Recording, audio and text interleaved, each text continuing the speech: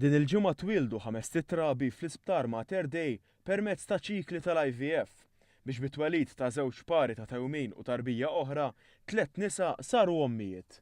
Ma' One News, id-Deputat Prim Ministru u Ministru tas-Saħħa Chris Fearn qal li ma' dawn 3 ommijiet oħra li bħalhom għamlu ċiklu tal-IVF f'Lulju qed jistennew tarbija fil-jiem li ġejjin.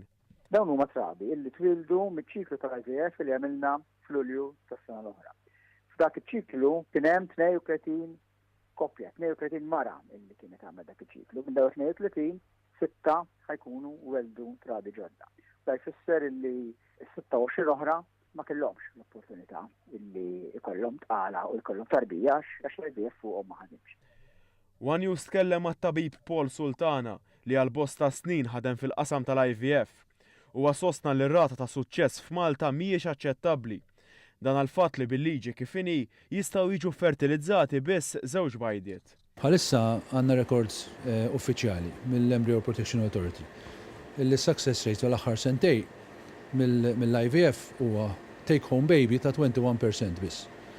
Li din ir-rata assolutament mhijiex aċċettabbli. Din ir-rata qiegħed minħabba il-liġi li għandna bħalissa li fejn li għandna tħallna nużaw biss ġiġ bajdiet. Il-tabib Sultana qal li bl-emendi li qed jipproponi il-Gvern u li qed jiġu diskussi fil-Parlament, aktar koppji se jingħataw opportunità illi jsiru ġenituri. Ħadd tiġi tranġata wkoll, ġifieri mhux sa tkun ideali, jew mhux sa tkun ideali għaliex minflok 2 issa ħajħallu 3 l-ewwel darba u t-tieni darba ħajħallu nużaw 5.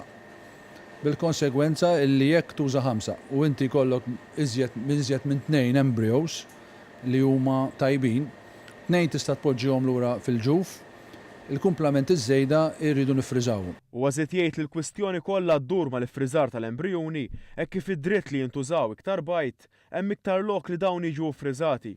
Saħansitra qal li l-ifriżar huwa neċessarju biex l-embrjuni ma jitpoġġewx kollha fil-mara minħabba li din jaf toħloq komplikazzjonijiet għal mara nnifisha.